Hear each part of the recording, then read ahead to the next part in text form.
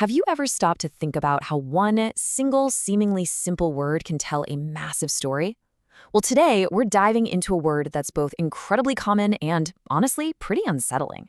It's a word with a dark history, and it reveals this fascinating little quirk in the English language that literally separates life from death. Let's talk about the word hang. So check this out. What you're looking at is the basic English 850 list. These are supposedly the 850 most essential words you need to learn the language. And right there, alongside super common words like get, give, and go, is hanging. Kind of weird, right? I mean, why on earth is a word for execution considered a fundamental building block of English? To understand that, we've got to unpack how the word actually works. Okay, so to get to the bottom of this, we need to start with the word in its most powerful and, well, unambiguous form, as a noun. Right away, you can see how specific this definition is. It's not just about being suspended in the air.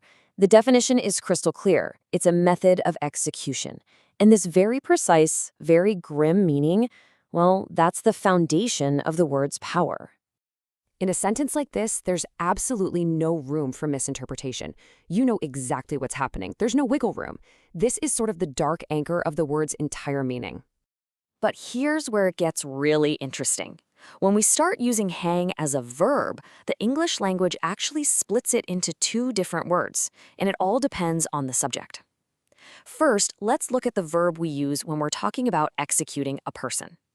The key here, the thing you really got to pay attention to, is the past tense, hanged. It's kind of wild, right?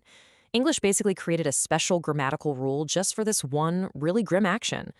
The word hanged is reserved exclusively for executions. All right, so that's the verb for people.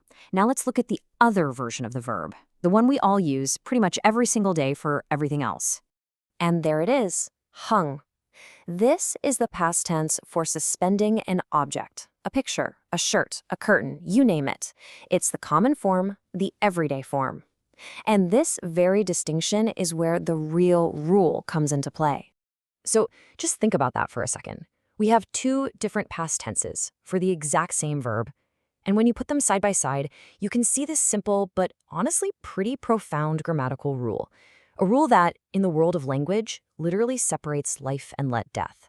So here's the rule, plain and simple. People are hanged, but things are hung. It's like the English language itself decided that execution is such a significant, heavy act that it needs its own unique verb form. Crazy, huh?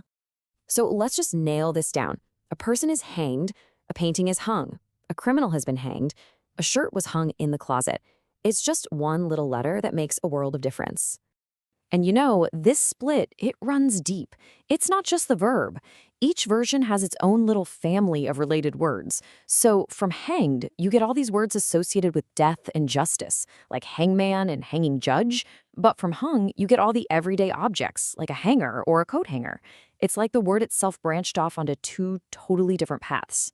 So there you have it. A word that's supposed to be basic English reveals a dark history and a completely unique grammatical rule. It's an amazing reminder that language is so much more than just a list of words, you know? It's this living, breathing system that evolves to make sense of the world, even its darkest corners. So it really makes you wonder, doesn't it? What other simple words in your own vocabulary are hiding a complex story?